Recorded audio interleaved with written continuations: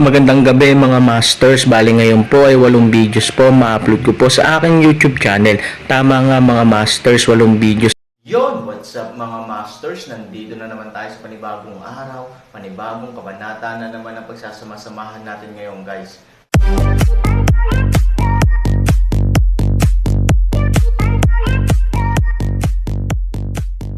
Bali mga masters, kung bago ka pa lang po sa aking YouTube channel, please click the subscribe button, lalong-lalo na po yung notification bell guys, para maging connected pa rin tayo sa isa't isa at maging updated kayo sa mga susunod ko pang video. Bali mga masters, bago natin umpisahan ng kwento ay mag-shoutout po muna tayo para sa mga solid nating tagapakinig. Shoutout kay Azaker at shoutout kay Robert Tolentino. Yun na nga mga masters, no? Bali hindi na ito patagalin. In 3, 2, 1, let's go!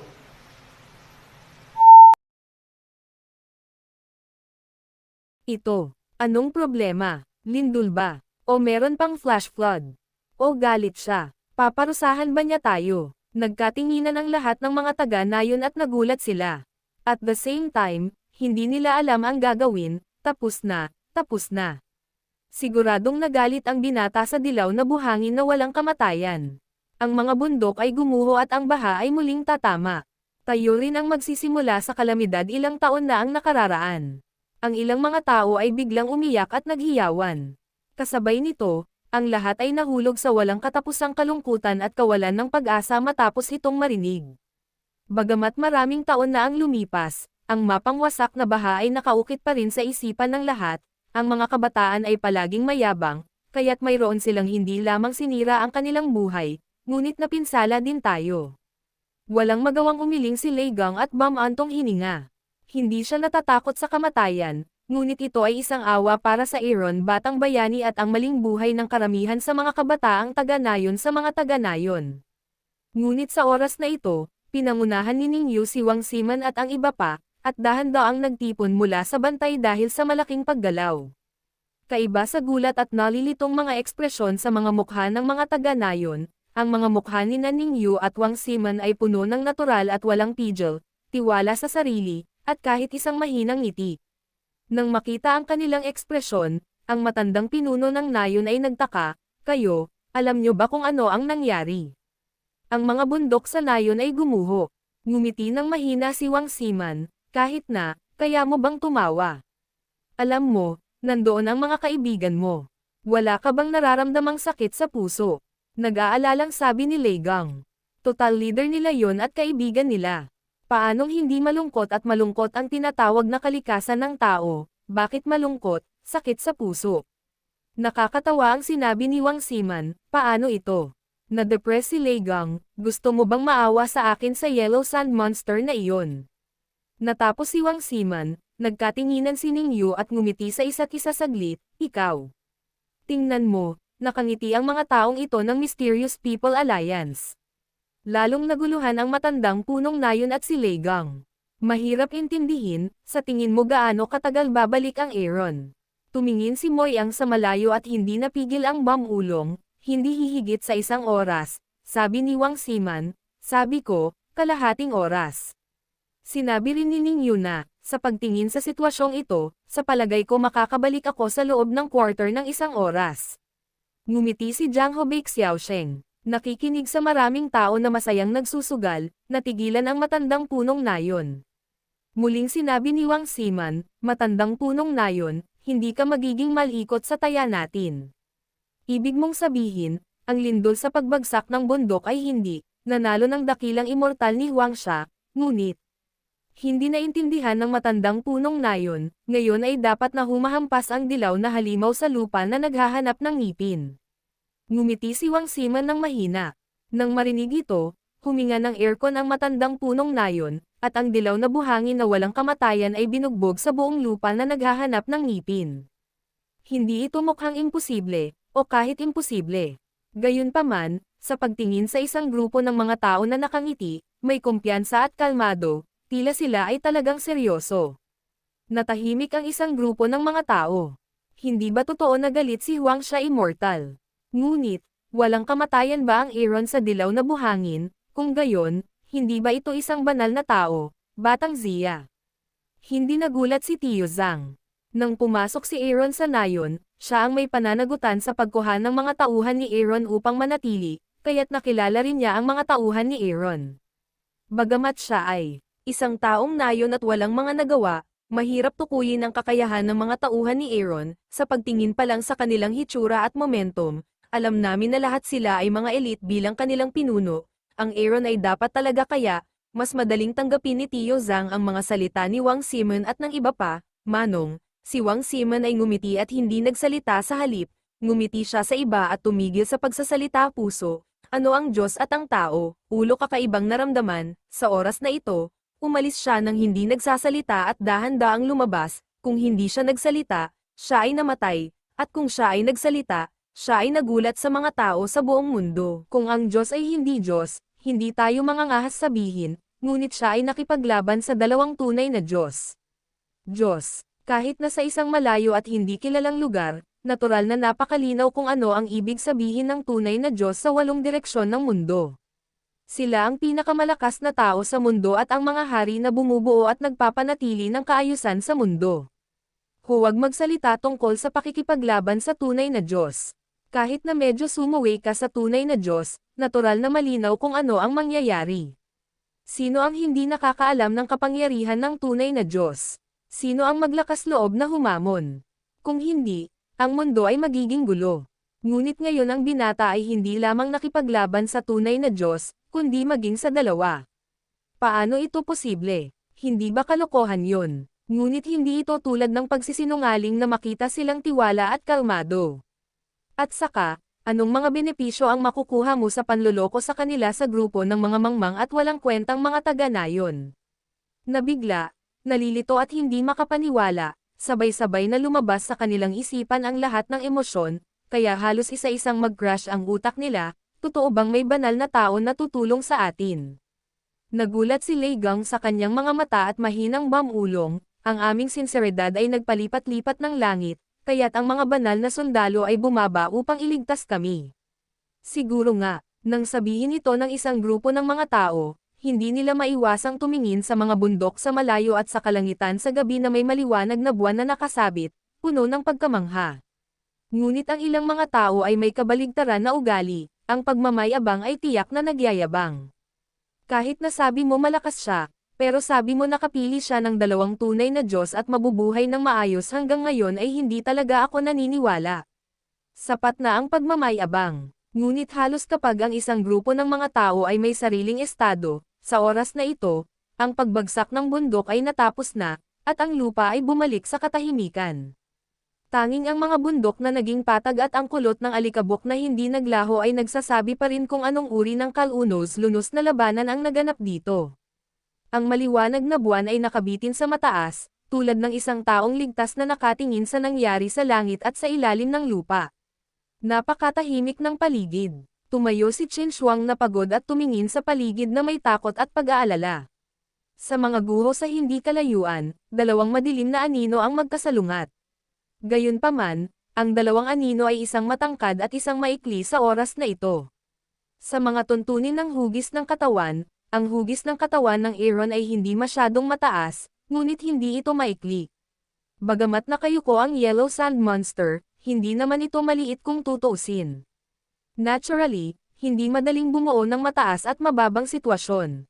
Ang dahilan ng kasalukuyang sitwasyon ay, nakatayo ang isa, nakaluhod ang isa. Nang umihip ang hangin sa gabi, nakatayo pa rin si Aaron na nakababa ang mga kamay, at ang Jade Sword ay nagbigay ng malamig na liwanag sa liwanag ng buwan. Ngunit ang pagtingin sa panggalan sa harap ng Aaron, hindi ito natural at hindi napigilan. Sa kabaligtaran, masasabing labis itong napahiya. Itim at asol ang buong lalaki. 2 mata ng panda ang nakalagay sa sirang mukha na parang walang pera, at ang likod niya ay parang hedgehog. Ngayon ay parang asong pinirito ang balahibo na nakaharap sa ilalim ng malakas na ulan. Habang ang bifurcation ay malubha, ito ay lubhang mahina upang mapanatili ang tinatayang hugis. Dumudugo pa ang 2 butas ng ilong. Nakakahiya naman. Kung sasabihin natin na ang panggalan ay mayroon pa ring kapangyarihan ng World War I na may 100 Aaron, kung gayon kapag ang Aaron ay ganap na nailabas, ang mga kalakal ay agad na mabubuksan sa antas at puwang. Ito ay hindi masyadong maraming upang ilarawan ito bilang isang pangalawang pagpatay. Sobrang sakit na halos matanggal ang ngipin niya, ano ka ba? Sinong sagrado? Suot ang kulay ube at pulang mukha, nag-aatubili na tumingin si Pangolin kay Aaron, ang makakatalo sa akin ay hindi makakahanap ng ilang tao. Pumunta sa impyerno at magtanong. Malamig na itinaas ni Aaron ang kanyang kamay at direktang inilagay ang Jade Sword sa leeg ng Pangolin, sandali.